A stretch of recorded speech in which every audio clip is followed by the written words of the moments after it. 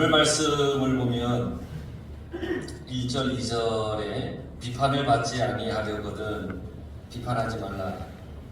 너희가 비판하는 그 비판으로 너희가 비판을 받을 것이요 너희가 헤아리는 그 헤아림으로 너희가 헤아림을 받을 것이라.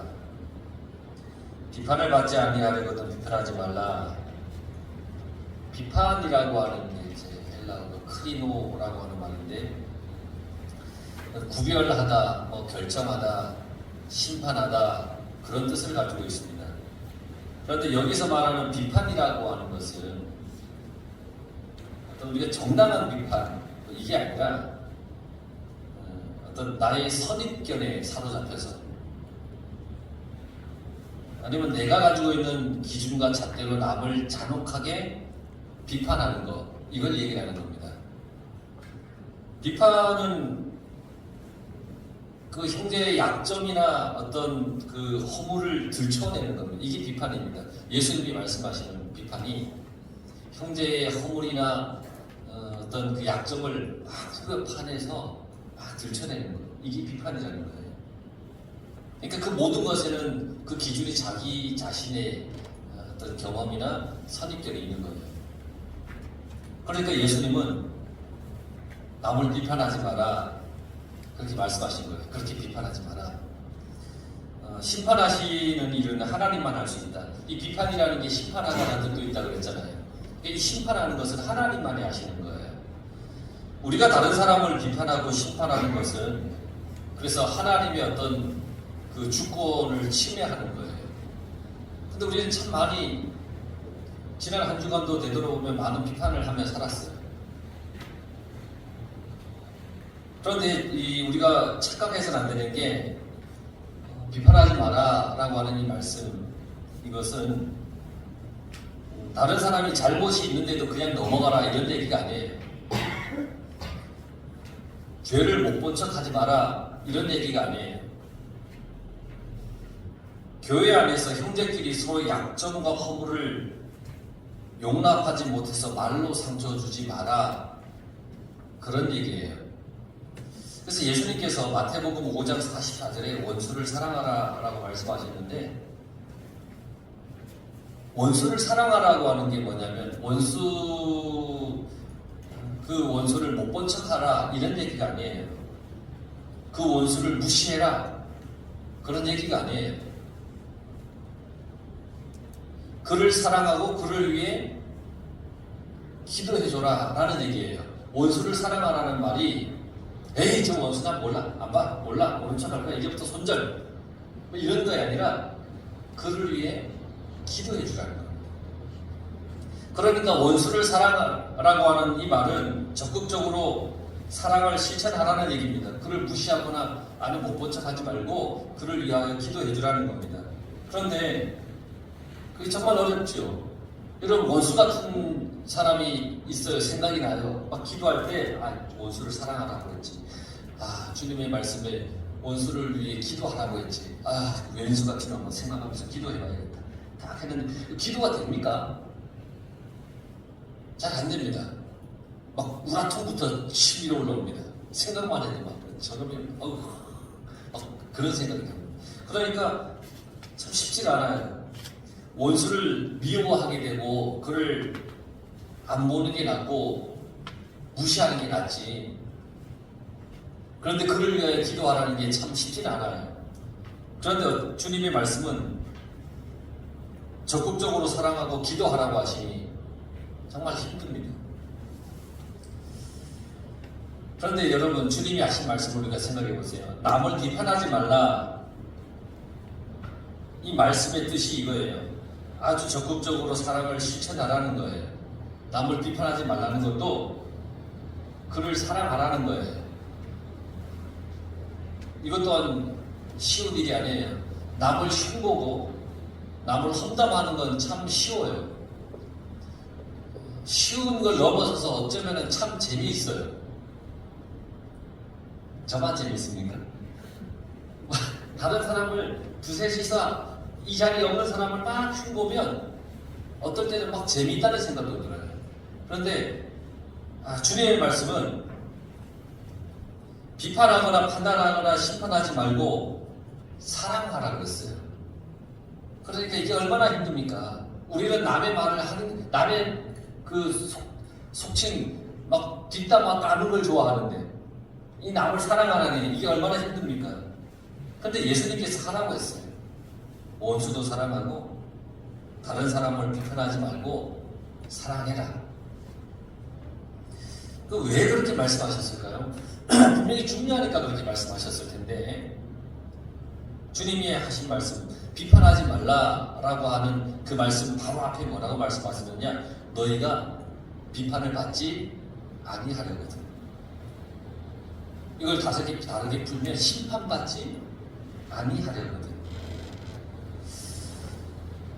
비판하지 않아야 심판받지 않는다는 거예요. 우리를 심판하는 분이 하나님이시죠? 그러니까 비판받지 아니하려거든, 심판받지 아니하려거든. 이게 아니하려거든 이라는 말이 헬라어로 히나메라는 말인데 뭐뭐하지 않도록, 그치? 아니하려거든, 뭐뭐하지 않도록. 심판은 하나님이 하시는 것이죠.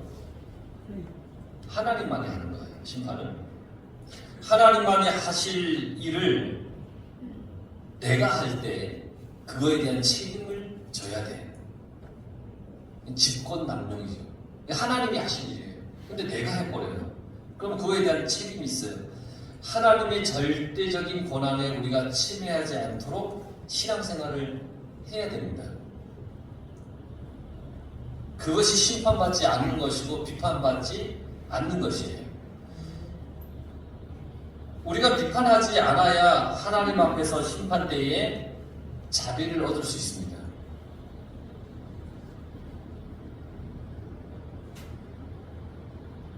나에게 잘못한 자를 용서한 것 같이 나를 용서해 주십시오 라고 했으니까 내가 비판하면 비판한 대로 주님 앞에 심판대에 나는 그 비판대로 심판을 받는 것이에요.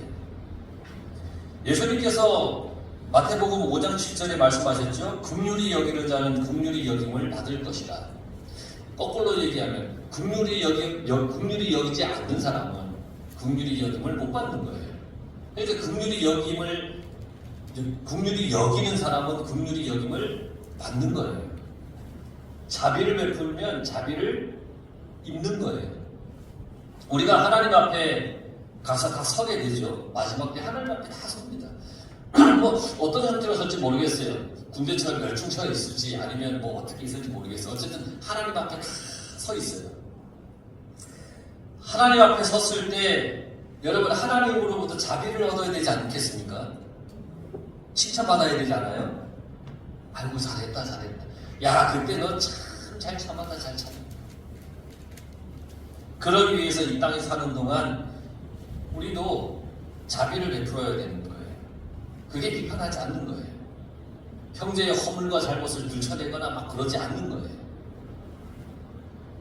그렇게 할 때 비판을 하지 않는 삶을 살 때 하나님 앞에서도 우리가 자비를 얻을 수 있는 겁니다. 비판하고 싶을 때 아니면 다른 사람을 정죄하거나 심판하고 싶을 때 그럴 때가 있잖아요. 그럴 때 내가 그러지 말아야지. 그래 사랑하고 기도하자. 이렇게 해야 된다는 겁니다.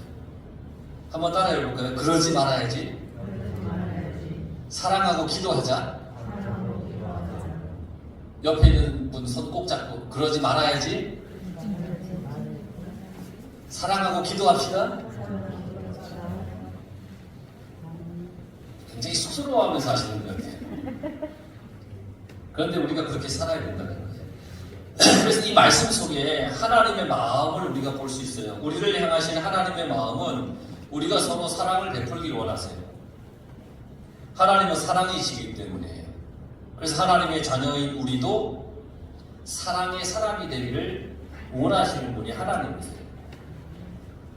그래서 너희가 비판한 대로 너희가 헤아린 대로 그대로 받을 것이다 라고 말씀하셨잖아요. 너희가 비판하는 그 비판으로 너희가 다른 사람에게 행한 그대로 너희가 비판을 받을 것이요 다른 사람에게 행한 일이 심판의 기준이 될 것이다 라는 얘기예요. 우리가 헤아린 그대로 하나님이 우리를 헤아리시는 기준이 되는 거예요. 너희가 비판을 받을 것이다. 비판하면 내가 하는 비판이 심판대의 기준이 될 거예요. 그런데 내가 누군가를 헤아리면 그건 하나님이 우리를 헤아려 주시는 기준이 되는 거예요. 그러니까 비판하지 말고 남을 이해하고 헤아려주고 그를 생각해주고 그를 위해주는 그런 삶을 살면 살수록 하나님께서 우리를 그렇게 헤아려 주시는 기준을 삼아 주실 거예요. 그러니까 우리는 그렇게 살아가야 됩니다. 그런데 주님의 이 말씀을 좀 더 이렇게 풀이해서 말할 수 있을 거예요. 너희 중에 비판받기를 원하는 사람은 하나도 없지? 그렇다면 당연히 너희도 남을 비판하면 안 돼 라고 하는 말씀이에요. 여러분 비판받기를 좋아하시는 분 손 한번 들어봐 주십시오. 누구도 비판받고 싶지 않아요. 그러니까 나도 남을 비판하지 말아야 한다는 거예요. 남을 비판하면 자신도 그만큼 비판을 받기 마련이고 남을 비판하지 않으면 자신도 비판을 받지 않는다는 거예요. 내가 싫으면 남도 싫은 거예요. 내가 싫은 것은 다른 사람에게도 하지 않아야 하는 거죠. 그리고 꼭 기억해야 하는 것은 그것으로 인해 나도 하나님께 심판을 받는다라고 하는 그런 얘기예요. 그러면 여러분 비판하는 것과 진심으로 누군가를 충고하고 훈계하는 것은 어떤 차이가 있을까? 내가 하는 것이 비판인가? 아니면 진정한 충고인가를 분별하는 기준은 내가 그를 지금 사랑하고 있느냐라고 하는 게 기준이에요. 내가 그를 정말 사랑하는 마음으로 지금 이야기를 해주고 있느냐? 그렇지 않느냐? 그게 기준이에요. 내가 그를 정말 사랑하는 마음이 없다면 그건 비판이에요. 그런데 내가 정말 그를 너무너무 사랑해. 정말 안타까워. 그래서 하면 그것은 충고가 될 수도 있고 훈계가 될 수도 있는 거예요. 사랑하는 마음으로 하는 충고나 훈계는 너무너무 귀한 것입니다. 그래서 여러분 사랑하는 마음을 갖기 위해 기도하시기 바랍니다. 하나님, 저 사람을 위해 내가 사랑하는 마음을 갖게 해주십시오. 기도하고 내 마음에 확신과 사랑이 넘칠 때 그때 충고해야 됩니다. 그런데 확신이 든다 하더라도 매우 조심해야 됩니다. 사랑이 없다면 그건 비난이 되는 겁니다. 우리가 비판하는데 그래서 매우 조심해야 하는 이유가 있어요. 뭐냐면 우리는 다른 사람의 속속들이를 다 몰라요. 여러분 옆에 있는 분의 속속들이 다 아십니까? 몰라요. 알 수가 없어요. 우리 문동숙 집사님이 현규 옆에 아들이지만 속속들이 다 알 수 있습니까? 모릅니다. 현규 마음속에 뭐가 다 있는지 아무도 모릅니다. 부모 자식 간에도 그 속속들이 속이 뭐가 있는지 다 모릅니다. 그래서 유대의 유명한 랍비 힐랄이라는 사람이 이렇게 얘기를 했어요. 너가 그 사람의 환경이나 입장이 되기 전에는 사람을 판단하지 마라. 그렇게 얘기를 했어요. 여러분 좋은 환경에서 자란 사람은 그러지 못한 환경에서 자란 사람이 겪었을 일에 대해서 사실 잘 알지 못합니다. 어렵게 사는 사람을 좋은 환경에서 자란 사람이 이 사람을 알지 못합니다. 뭐 어느 정도 공감을 할 수 있지만 그 사람의 속속들이 아무도 모릅니다. 반대의 경우도 마찬가지입니다. 그러니까 다른 사람이 겪었을 일에 대해서 이해한다면 비판하기보다는 그 사람의 대단함을 칭찬해 줘야 됩니다. 또 우리는 철저하게 공평할 수 없기 때문에 비판할 수는 없습니다. 헬라인들은 특별히 중요하고 어려운 재판을 할 때 불이 하나도 없는 어둠 속에서 재판을 한다고 합니다. 왜냐하면 공평하기 위해서라는 겁니다. 사람은 이렇게 보면 외모나 어떤 첫인상 때문에 마음이 움직여지기도 한다는 거죠. 그러니까 아예 깜깜한 데서 재판을 한다는 거예요. 우리는 온전히 공평한 성품을 갖지 못했습니다. 그래서 오직 판단은 하나님만이 할 수 있는 겁니다. 남을 판단할 만큼 또 우리는 선하지 못하기 때문에 우리는 비판할 수가 없습니다. 우리는 다른 사람을 정확하게 비판할 능력이 없습니다. 정확한 비판을 할 수 있는 분은 오직 하나님밖에 없습니다. 그래서 우리는 쉽게 아니면 아무렇지도 않게 남을 비판하거나 판단하는 일을 해서는 안 된다는 겁니다. 그래서 사도 바울께서 갈라디아 교인들에게 갈라디아서 6장 1절에 이렇게 권면을 했어요. 형제들아, 사람이 만일 무슨 범죄한 일이 드러나거든 신령한 너희는 온유한 심정으로 그러한 자를 바로잡고 너 자신을 살펴보아 너도 시험을 받을까 두려워하라. 그렇게 말씀했어요. 이걸 좀 메시지 성경에 보면 이렇게 풀어서 얘기를 했습니다. 누군가가 죄에 빠지거든 너그러운 마음으로 바로잡아주고 자신을 위해 비판의 말을 아끼십시오. 자신을 살펴서 시험을 받을까 두려워하십시오. 여러분도 하루가 가기 전에 용서가 필요하게 될지 모릅니다. 이렇게 얘기했다는 거예요. 그러면서 로마서 2장 1절에 유대인에게 또 이렇게 권면을 합니다. 그러므로 남을 판단하는 사람아 누구를 막론하고 내가 핑계하지 못할 것은 남을 판단하는 것으로 너가 너를 정죄함이니 판단하는 너가 같은 일을 행함이라. 이것도 좀 더 쉽게 풀어 말씀드리면 그래요.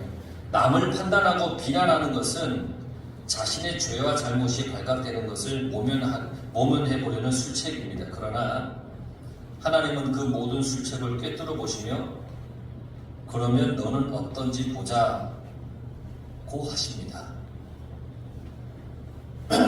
그런데 그래 너는 어떤가 한번 보자? 하나님이 그러신다는 겁니다. 그러니까 우리는 너무너무 신중하게 살아야 되는 겁니다. 비판해서는 안 되는 겁니다. 근데 오늘 이 말씀을 준비하면서 마음이 정말 무거웠습니다. 왜냐하면 지난 우리가 화재 이후에 이런 생각을 제가 많이 가졌었기 때문에 마음이 참 무거웠어요. 이 사람은 당연히 우리를 도와줘야 되지 않아? 그런데 왜 안 도와주지? 너무하네. 아이 나쁘네.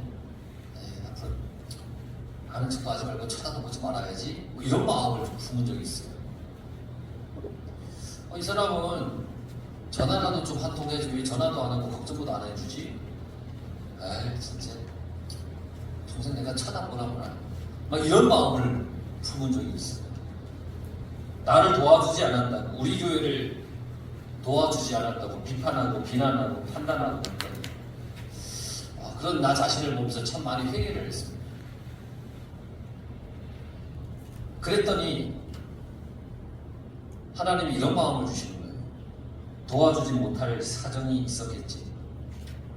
전화하지 못할 사정이 있었겠지. 이런 마음으로 완전히 바뀐 건 아니지만 하나님이 조금은 이렇게 바꾸어 주신 것을 깨닫게 되었어요. 그래 맞아. 내가 왜 그렇게 많이 비난하고 비판했지? 이렇게 아름답게 짓고도 나왔는데 왜 그랬지? 그런 마음이 들었어요. 내가 소원하다고 비난하고 판단하고 비판하면 나도 그런 대상이 되지 않겠습니까? 비판하지 말고 사랑하려고 이해하려고 노력하는 그런 삶을 우리는 살아가야 됩니다. 3절에서 5절의 말씀을 보면 어찌하여 형제의 눈 속에 있는 티는 보고 내 눈 속에 있는 들보는 깨닫지 못하느냐? 보라, 내 눈 속에 들보가 있는데 어찌하여 형제에게 말하기를 나로 내 눈 속에 있는 티를 빼게 하라 하겠느냐? 외식하는 자여, 먼저 내 눈 속에서 들보를 빼어라. 그 후에 밝히 보고 내 형제의 눈 속에서 티를 빼리라. 자신의 어떤 결정이나 죄는 깨닫지 못하고 남의 결정과 죄를 지적하고 비판하는 사람을 꾸짖으면서 하시는 말씀이에요. 형제의 눈 속에 있는 티는 보고, 왜 형제의 눈 속에 티가 있다고 판단하고 그것을 빼주려고 하는 거예요. 내 눈 속에 있는 들보는 깨닫지 못하느냐? 자신의 눈에 들보가 있는데 말이죠. 우리는 자신의 죄를 깨닫지도 못하면서 내가 죄인인 줄도 모르면서 다른 사람의 죄를 바로 잡아주려고 할 때가 많아요. 너 이거 잘못했잖아. 아니야. 예수님은 그렇게 하지 말고 다른 사람의 죄를 지적하고 판단하기 전에 자신의 죄부터 회개해라. 그렇게 말씀하셨어요. 그래야 너가 뚜렷이 보고 다른 사람의 눈에 티를 빼줄 수 있다라고 그렇게 말씀하셨습니다. 티라고 하는 것은 헬라어 칼포스라는 단어인데 이거는 어떤 작은 알맹이, 지푸라기, 가시 이런 뜻을 가지고 있어요. 그러니까 탈무드에서 이 티, 오늘 말씀하는 이 티는 그리 중요하지 않은 흠, 그리 중요하지 않은 흠으로 이해를 합니다. 다른 사람의 작은 잘못, 진리를 크게 손상하지 않은 그런 어떤 실수, 이게 티라고 그렇게 의미를 가지고 있어요. 의미로 그렇게 이야기를 합니다. 들보는 뭐냐면 도코스라는 단어인데 대들보, 통나무, 널빤지 이런 거예요. 그러니까 집을 지을 때 쓰는 아주 커다란 어떤 그 재료들이죠. 자신의 크나큰 허물이나 잘못을 상징하고 있어요. 이것은 진리를 거스를 만큼 큰 잘못을 얘기하고 있습니다. 그러니까 네 형제 속에 있는 티, 눈 속에 있는 티, 그리 그 진리에서 벗어나지도 않는, 그리 크지 않는 그 실수를 지적하는 너는 진리를 거스리는 아주 큰 잘못을 하면서 남에게 있는 그 작은 진리를 거스리지 않는 그 실수를 지적하려고 하느냐? 라고 주님이 말씀하신다는 거예요. 다른 사람의 눈 속에 있는 티를 빼도록 돕는 것은 나쁜 것은 아니에요. 다른 사람의 눈 속에 티 빼줘야죠. 우리 가끔 눈 이렇게 후후 불잖아요. 그 작은 게 들어가 있으면 얼마나 아파요. 후후 풀어 빼줘야 됩니다. 다만 자신의 눈 속에 들보를 가진 사람이 다른 사람을 도우려고 하는 것은 잘못이라는 겁니다. 여러분, 통나무 널판지 이게 내 눈 속에 있다는 게 이건 말이 안 되잖아요. 이게 상징적으로 하는 얘기인 거예요. 그 사람이 어떻게 남의 티를 빼주겠어요? 먼저 내 눈 속에서 들보를 빼어내라. 그 후에야 밝히 보고라고 했어요. 먼저 내 눈 속에 들보를 빼라. 그 후에. 그러니까 순서예요. 먼저 해야 할 게 있고 나중에 해야 할 게 있다는 거예요. 순서가 있다는 거예요. 형제의 눈 속에 있는 티를 그냥 두라는 것이 아니에요. 순서가 있다는 겁니다. 기도하고 말씀을 거울 삼아 나를 살핀 후에 형제의 티도 볼 수 있다는 겁니다. 먼저 나를 바로 세운 후에 밝히 볼 수 있다는 겁니다. 그래야 형제의 눈 속에 있는 티를 빼줄 수 있다는 겁니다. 아파트에 사는 한 부인이 오후에 한가할 때면 이제 거실에 이렇게 앉아서 차를 마시거나 신문을 이렇게 봅니다. 자연스럽게 건너편에 있는 아파트 거실로 시선이 멈춰서 이렇게 이제 바라보게 됩니다. 왜냐하면 이 좁은 골목을 사이를 두고 아파트가 지어졌기 때문에 서로 마주보고 있습니다. 그래서 건너편 거실을 이렇게 바라볼 수 있습니다. 근데 건너편 거실에서는 고상해 보이는 부인이 가끔 바느질도 하고 차도 마시고 책도 읽고 그렇게 합니다. 서로 만나서 대화를 나눈 적은 없지만 언제부턴가 서로 이렇게 쳐다보는 사이가 되었습니다. 그러던 어느 날 이 부인이 여전히 거실에 나와서 무심코 건너편에 있는 부인을 이렇게 바라봤습니다. 그런데 그날따라 그 부인의 모습이 선명해 보이지 않는 거예요. 뿌옇게 보이는 거예요. 그러자 대뜸 이렇게 얘기를 합니다. 웬 세상에? 아니 창문이나 제대로 좀 닦아놓고 책을 읽던지 바느질 하던지 그럴 것이지. 아유 저렇게 게을리 창문도 안 닫고 책만 읽고 있으니 아유 참 자신도 모르게 투덜거렸다는 겁니다. 한 2주가 지났을까요? 따뜻한 봄을 맞아서 이제 유리창을 청소를 했습니다. 집안 구석구석에 있는 쓰레기를 다 치웠습니다. 그리고 마침내 늦은 오후에 이제 청소를 끝내고 피곤도 풀 겸 차를 마시기 위해 거실에 이렇게 앉았습니다. 그리고 습관처럼 이제 건너편 아파트를 이렇게 바라봤습니다. 그런데 이상하게 건너편에 있는 그 집의 부인이 선명하게 보이더라는 겁니다. 순간 머리에 스치는 생각이 있었어요. 아, 저 부인이 창문을 닦지 않은 게 아니라 내가 창문을 제대로 닦지 않아서 뿌옇게 보였구나. 그제서야 자신의 잘못을 알았다는 것이죠. 뭐 가벼운 이야기이긴 합니다만 비판하는 사람은 마치 자신의 창문을 닦지 않으면서 남의 창문만 안 닦는다고 비난하는 사람과 같아 라고 하는 그런 이야기입니다. 그러니 내 눈에 들보를 먼저 우리가 해결하고 형제의 눈에 티를 빼줄 수 있어야 된다. 그러면서 6절 말씀에 거룩한 것을 개에게 주지 말며 너희 진주를 돼지 앞에 던지지 말라. 그들이 그것을 발로 밟고 돌이켜 너희를 찢어 상하게 할까 염려하라. 잠언 9장 7절에서 9절에 보면 거만한 자를 징계하는 자는 도리어 능력을 받고 악인을 책망하는 자는 도리어 흠이 잡히느니라. 거만한 자를 책망하지 말라.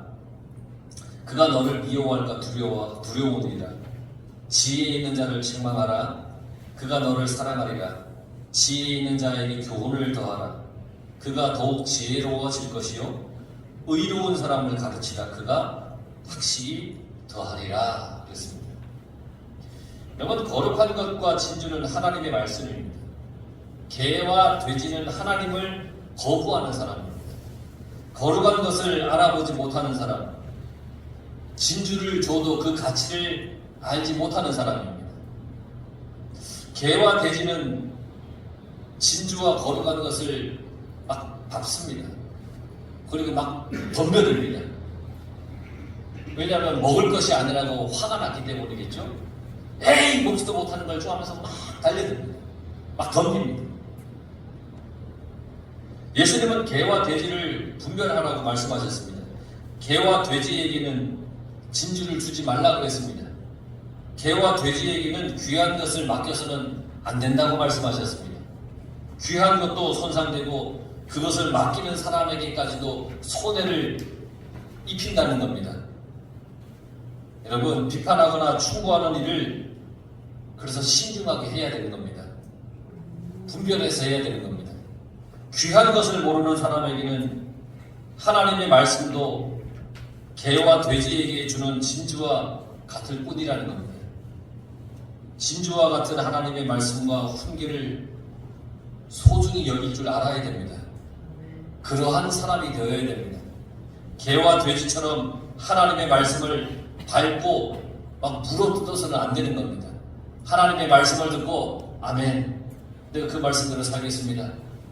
비판하지 말라고 했으니 비판하지 않겠습니다. 내 눈에 들보를 먼저 내가 회개하겠습니다. 이런 마음을 가져야 됩니다.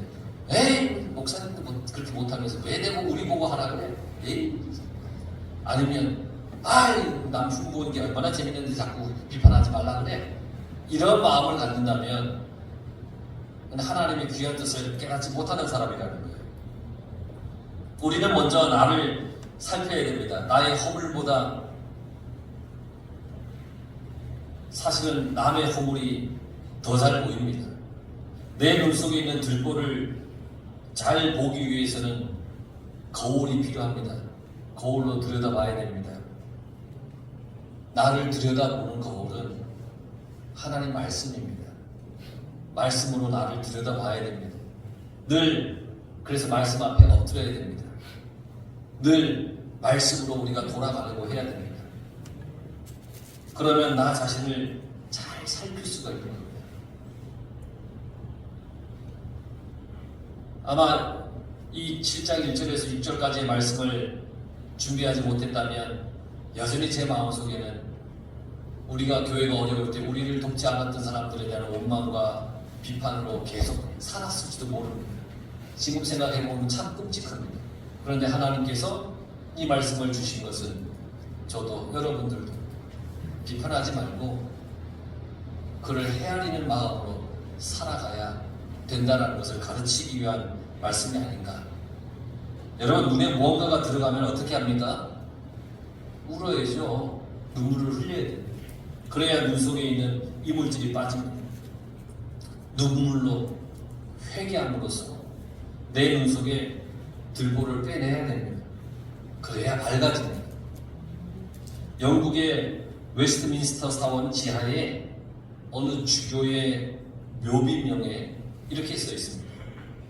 내가 젊었을 때는 세상을 변화시킬 수 있다는 꿈을 가졌다. 늙고 나서 보니 나는 나 자신을 먼저 변화시켜야 했다는 것을 깨달았다.